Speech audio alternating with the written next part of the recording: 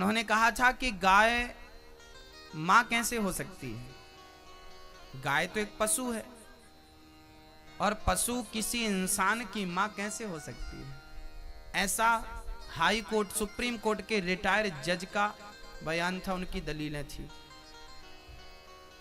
उन्होंने कहा था कि गाय पशु है, वो इंसान की मां कैसे हो सकती है? ये लोग चिल्लाते रहते हैं गौ माता गौ माता गौ माता। गाय पशु है, मनुष्य की मां कैसे हो सकती है उनके?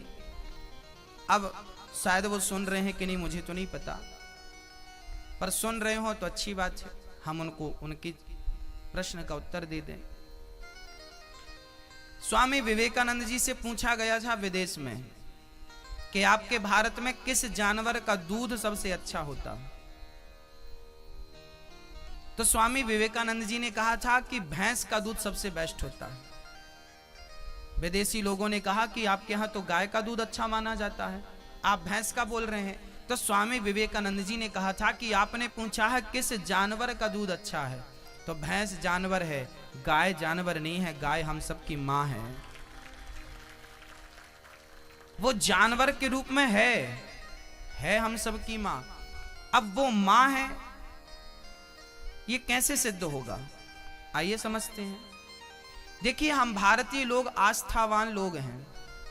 हम लोग पीपल की भी पूजा करते हैं क्योंकि उसमें सारे देवी देवताओं का वास होता है। अच्छा, आपकी मम्मी, आपकी दादी, आपकी नानी पीपल की पूजा करती थी कि नहीं?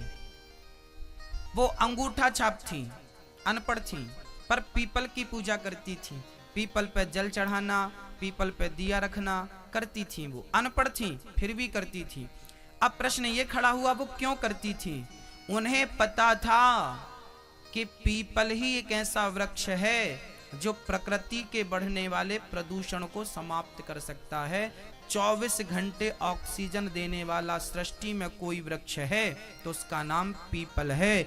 आज विज्ञान पढ़ने वाले विद्यार्थियों को यह बात अभी पता चली कि पीपल 24 घंटे ऑक्सीजन देता है। आपकी दादी अनपढ़ थी, उसे पता था, इसलिए वो पीपल को पूछती थी कि तू ही प्रकृति के प्रदूषण को समाप्त करने की सामर्थ्यता रखता है, इसलिए हम उसका आदर करते हैं। भले वो वृक्ष हो पर आदर करते हैं। दूसरी बात, गाय मां क्यों है? क्योंकि सृष्टि में एक गाय ही ऐसी है जो ऑक्सीजन लेती है तो ऑक्सीजन ही छोड़ती है, नो कार्बन डाइऑक्साइड। हम ऑक्सीजन लेते हैं, है ना, कार्बन डाइऑक्साइड छोड़ते हैं। जबकि गाय, भैंस नहीं, बकरी नहीं, कुत्ता बिल्ली नहीं, केवल गाय ऑक्सीजन लेती है और ऑक्सीजन देती है। वो प्रकृति से कुछ लेती नहीं है। तुम्हें पीने को माँ, कभी कभी डॉक्टर कहता है कि माँ का दूध बच्चे को नुकसान कर रहा है, दूध मत पिलाना, तो किसका दूध पिलाएं? उस जमाने में जब पाउडर वगैरह नहीं मिलते थे, इतनी मेडिकल, इतने डॉक्टर नहीं थे, तब डॉक्टर वैद्य कहा करते थे कि गाय का दूध सबसे उत्तम दूध है जो बच्चे को सुपाच्य है। तो गाय एक ऐसी माँ है जो आपकी माँ का दूध यदि आपको नहीं पचता, पर गाय माता का दूध सब बच्चे पचा लेते हैं, इसलिए हम उसे माँ का दर्जा देते हैं। वो मां है कि नहीं हमें नहीं पता, पर मां का दर्जा हमने उसे दिया है,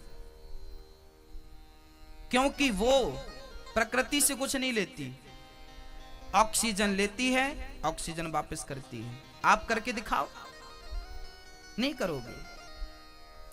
दूसरी बात, गाय को क्यों मां कहते हैं, मैं आपको बताता हूं। वो रिटायर जो जज थे ना, वो ये भी कहते थे कि हम तो गाय का मांस खाते हैं। वो कहते हैं गाय तो पशु है, हम तो उसका बीफ खाते हैं। वो खाते होंगे, परंतु हम भारतीय लोग, आस्थावान लोग, हिंदू लोग गाय को मां मानते हैं। क्यों? जम्मू कश्मीर के आगे जहां पर बर्फ भयंकर होती है, वहां पर भी ना लोग रहते हैं।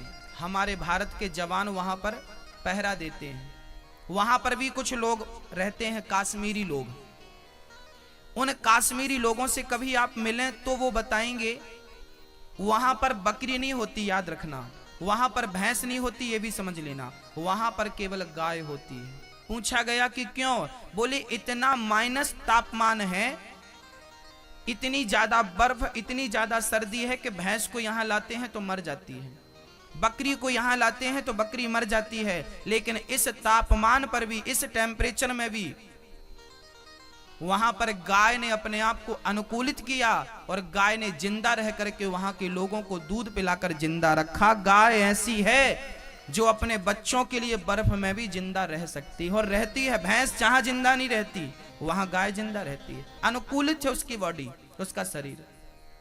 चलो उत्तर भारत की बात हो गई। अब दक्षिण भारत में चलो, जहां जरूरत से ज्यादा गर्मी है वहां भी भैंस और बकरी मर जाती है, पर गाय वहां भी जिंदा रह करके और वहां बच्चों का लालन पालन करती है।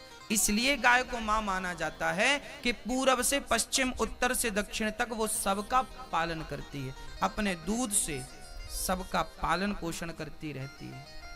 उसके रोम रोम में देवी देवताओं का वास होता है। इस दुनिया में केवल गाय का मूत्र ही पीने लायक है और किसी का मूत्र पीने लायक नहीं है।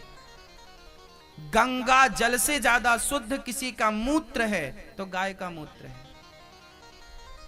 गंगा जल से ज्यादा शुद्ध किसी का दूध है तो गाय का दूध है, दही है, मक्खन है।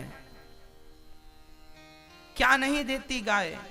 गाय के पंचगव्य को पिया जाए तो व्यक्ति बीमार नहीं पड़ता, गौशाला में सोएगा तो टीबी का रोग समाप्त हो जाएगा। गाय का मूत्र पीने से और हल्दी खाने से कैंसर की दुनिया में कोई दवाई नहीं है। किसी को कैंसर हो गया हो तो बछिया का मूत्र पिलाइए और उसे 1 चम्मच हल्दी खिलाइए सुबह शाम। कैंसर जैसी बीमारी को ठीक करने की ताकत गौमूत्र में है। ऐसा मैं नहीं कहता, ऐसे बड़े बड़े वैज्ञानिक रिसर्च कर रहे हैं गाय के मूत्र पर, बड़े बड़े शोध चल रहे हैं गाय के मूत्र पर। इसलिए उसे भगवान कहा, इसलिए उसे मां कहा जाता है। फिर भी किसी को गाय पर डाउट हो तो फिर हम क्या कहें? हाँ, हम लोग पीपल की पूजा करते हैं, आंवले की पूजा करते हैं, गंगा नदी की पूजा करते हैं। गंगा नदी को हम मां मानते हैं, समुद्र को हम भगवान देवता मानते हैं। हम भारतीय लोग जो है ना, हम प्रकृति के पुजारी हैं, हम प्रकृति की पूजा करते हैं। हम लोग पेड़ पौधों की पूजा, तुलसी की पूजा करते नहीं, तुलसी भी तो एक वृक्ष है छोटा सा। हम लोग वृक्षों की पूजा करते हैं, हम नदियों की पूजा करते हैं, हम समुद्र की पूजा करते हैं, हम गाय की पूजा करते हैं। भक्तों, हम प्रकृति को ही भगवान मानने वाले लोग हैं, हम प्रकृति में ही ईश्वर का दर्शन करने वाले लोग हैं। हम भारतीय लोग, हम हिंदू लोग, सनातन धर्मी लोग।